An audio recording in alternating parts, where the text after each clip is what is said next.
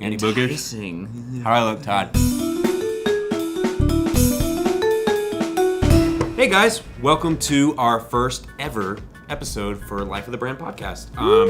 Today we will be discussing Facebook bots and how they are affecting brands and how they are using them to really increase the user experience across all social platforms, specifically from the Facebook area. So, Kevin, take it away. Well, I'm Kevin. Like you said, this is Tyler. We've got Todd behind the camera there. Thanks, Todd. Wave, Todd. You didn't see that, but he did wave. And thank you for tuning in. Be sure to subscribe. Again, if you're just watching this without subscribing, we get it. There's a lot going on. You could have just found us magically. Subscribe on YouTube. Like our Facebook page. Also, be sure to go to the Life of the Brand website. Exactly. Lifeofthebrand.com. Facebook.com/Life of the Brand. That's 2 for 1.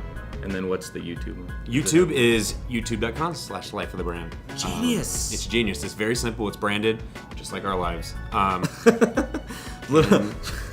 like it. Let's move forward then. Yeah, absolutely. So, Tyler, you had this article earlier that you found Yep. about what how companies are using Facebook bots, particularly within Messenger. So, I didn't know a lot about this before you had kind of brought it up. What is a bot? Okay, so a bot really is any way that that Facebook Messenger and a Facebook page can communicate with its consumers. You get a message, and I'm sure some of you have seen this before. I know I sure have.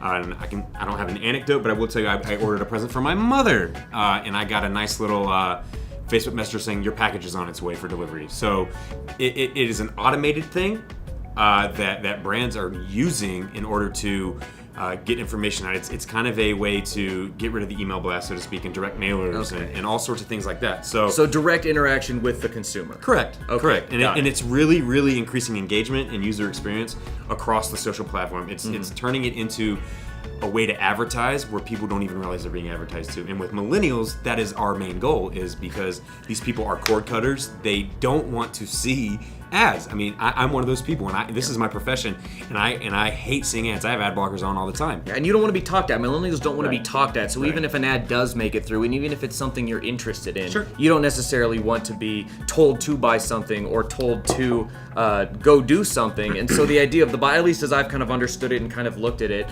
it would be like if you were going online on any site to buy something, and instead of scrolling through and having to research what kind of shoe you wanted, you would basically, if there was a bot involved there, it could potentially, through not only just information gathering, but through a little bit of artificial intelligence, go through that buying process with you. So instead of me saying, all right, I'm a 9.5, I want a brown dress shoe from this store in this price range, it just kind of takes all the information that it's already gathered about you, in some cases, for some of the more advanced bots that are popping up, and it'll actually make you recommendations. A little bit like remarketing in the display advertising world. So, and the great thing is that it's relevant. Now, here's the real kicker, and this is just me being opinionated. I am a millennial. I hate to say it, but I am. And I want the most impersonal thing I can possibly have when it comes to buying a product. I don't want to interact with people, and I know I'm not the only one. And if I can stay on Facebook and continue to browse and see what my friends are doing and still order products. I mean, Facebook is becoming this hub for not only buying things. I mean, I see it eventually turning into one of those things where it could be a Facebook Amazon integration, and everything is done through Facebook. And it's pretty incredible the way things are moving, and how they say, I don't know what this stat is in particular, but billions of people are using Facebook, and I mean everybody and their grandmother has it, and my grandmother included. I read this in the article that you said. It's 900 million people are active on Facebook Messenger. And so that's not just Facebook, that's just Facebook Messenger, 900 million people where a lot of these bots are coming into play. So what are a few of those things that you found out about the bots? About the bots. About the bots. We're in Canada now, folks. A boot? No, it's a boot. A boot? But anyway, there were a few different really cool examples, which I didn't even know that there were bots that could do these things, especially on Facebook Messenger. I guess it's fairly new. So yeah, I remember you had one that you particularly wanted to talk about. I did. And first, let me introduce you to the article I found. It's on adweek.com. Shameless plug. If you're out there, Adweek, rock on. So the title of this article is 5 Ways Brands Are Incorporating Facebook Messenger Bots in Their Marketing. And there are 5 brands that were in here, and we're not going to talk about all of them. Some are more interesting than others, but either way, these people and these brands and these marketing directors are using Facebook bots, and it is showing incredible engagement. General Electric, American Express, Pizza Hut, Trolley, the candy for those of you that don't know. The gummy bears, the gummy bears, worms, the peach rings, my favorite.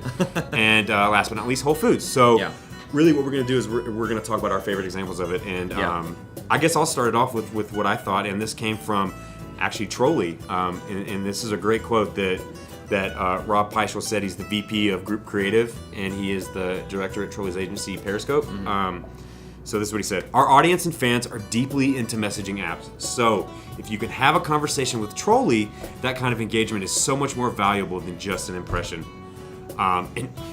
He's absolutely right. That goes back to with the millennials. Talking about millennials, they want to have a conversation. They want to communicate with the brand. You said you would like it to be, frankly, rather impersonal. But if they were not the ones reaching out to you, if you could reach out to them and have that interaction on your own time, it's not outbound messaging. It's inbound marketing. It's having the information there for us as millennials and the rest of the buying population to react to. Right, and they can get it at their beckoning call.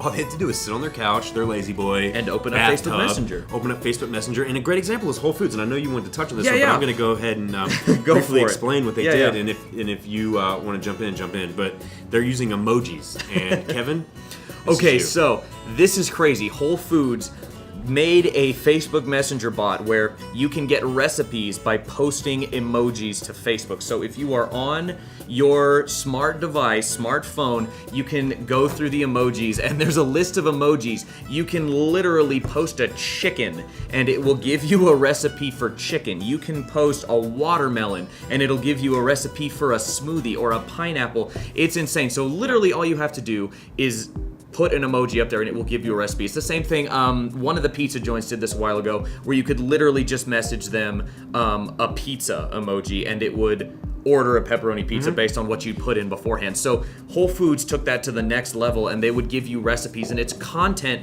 that you might be interested in consuming elsewhere, but it's a way to get to the information that has changed, a way of delivering the information, because there's so much information up online right now that just the ability to do something as ridiculous or seemingly ridiculous as just post an emoji to get a recipe. I think that is brilliant, and I really like where their heads were with that. And even the craziest part still is Pizza Hut, and this is one of the examples they had on here. They have somehow used the API with the Facebook bot to create a localized message. So they can send a message out saying, I want a pizza. They'll send you the location of your closest Pizza Hut. I mean, it's absolutely incredible. Send back a pizza emoji. You got a pizza in the oven and it's on your way to your house. I mean, it's amazing. So it's simple. It's the culture of gratification. It's instant gratification. It's exactly we didn't even have to communicate with someone about getting what we wanted, and we were able to get what you wanted. So, I mean, a few devil's advocate kind of things about this. Sure. One, is that a little bit Big Brother-ish? And then two, is this making us complacent? I think the two sides of it would be, one, it's making us a little bit complacent, but two, it's forcing us to think in a different way. But you know what's funny is people want to be complacent. I mean, the way this industry is going, it is encouraging people to be lazy. And I'm not going to get into that because that's a whole other political thing. But that'll be like episode 100. We'll have Michelle Obama come on here talking about Play 60 or whatever she does with the exercising children. But it is pretty incredible. I mean, I sit on my couch and I do what they ask me to do. Yeah. And the crazy thing is I don't even consider them asking me to do it. They're just offering me a platform to do what I want to do. And stop me if I'm starting to talk in circles here, but it's pretty, you said do what you want to do a lot, but I got it. Yeah, I got it. Do. Anyways, yeah. I mean, I can sit on my couch, order a pizza from my iPhone, then buy a movie and watch it. I mean, it's insane. And you can cast what you just chose from your phone onto your television. Boom. And use it as a remote and all that kind of stuff. It's crazy connected. Crazy connections. My wallet. I mean, I got everything on here I need. And the crazy thing is, social media is taking advantage of that. You can buy things through Facebook now. I mean, yeah, didn't they just recently put up the Facebook Marketplace? So social media is really trying to become the one-stop shop for everything now, and bots are a way that they're really getting into that and it's really getting service. into more engagement. Because Facebook was the company that kind of came up with social media engagement, and then a bunch of other platforms have followed suit, which has been fantastic for social media and for people communicating with people, but now Facebook needed something to take it to the next level. And I think they really have by incorporating these bots, which are not easy to put together. No. So they have really taken an interest in creating something for the user, and I think that's awesome. And brands are following suit, and they are allowing brands to follow suit by posting. And not just any brands. I mean, these are Fortune 500 companies that we know and we love. And well, that's part of the effectiveness. That's part of the appeal. I think it's interesting how with all of these different things that we've seen, it used to be that the only people that could market on Snapchat were these big, large companies, and now you can place your own filters for a few bucks. And with Instagram and with Facebook, every time that a new monetary way of presenting yourself pops up, every time a new paid placement pops up, even if it's engagement based, it's always these big companies to kind of test it out. So I'd be interested to see if here in the next few weeks, months, I don't think it's going to be years because nothing's ever years on digital media. I think that's going to be really interesting to see. Yeah. So. Okay, well, so here, I have a question for you. Yeah. Do you think this is a sustainable way to engage an audience on social media? Is it something that's going to last? Is this a fad?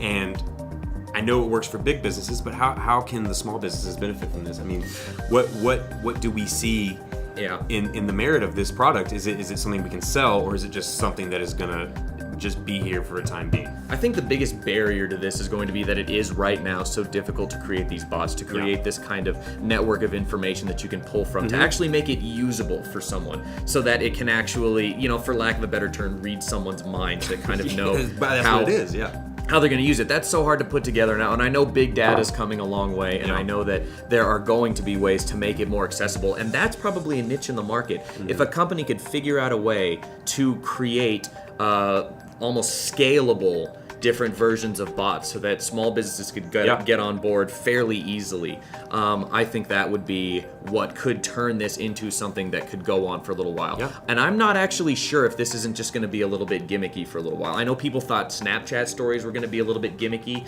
but now people are still using them, and granted, they're not that old. We're looking at like a year old or a little more, something like that. But it's kind of taken itself out of the gimmick phase. Same with the filters. So who knows? This really could, if it's used and developed correctly, if companies use it as an actual way to engage with their clients or their customers usefully, and not just in a way that is gimmicky, I think it could really work. And the thing about social media and technology these days, everything is a fad. And the way it's just how long does the fad last? Right. I mean, Razor scooters were great. And then yo-yos. Razor scooters are still great. They are. I mean, I saw someone running around one in college, and Todd's got a bum foot. I'm sure we could get him a Razor. We could get him on a Razor. No, we need to get him on a hoverboard. Talk about fads. But yeah.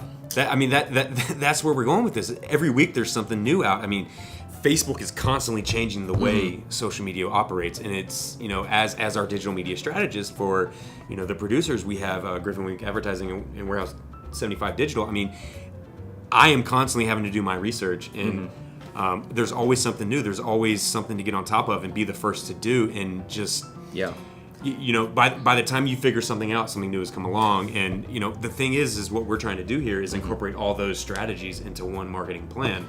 And it's funny that you say that, because you do see that research side of it, the media side of it, and on the account side, what I see is having to explain kind of what we're doing here. Right. We have to convince people that this is something that's going to help them, that if they put their trust in the technology and jump on board, that it is something that can actually help move them forward. And you need both of that. We've got the media side that is trying to find all of that and then find relevance for it. That's one of the most important parts of advertising, is delivering something that's relevant, that doesn't just say it's relevant, but that's actually relevant. And then on my side, talking with clients, convincing them, like, look, this is something that if you trust it, and if you trust us to place it for you, can really help your engagement, can help boost your brand image.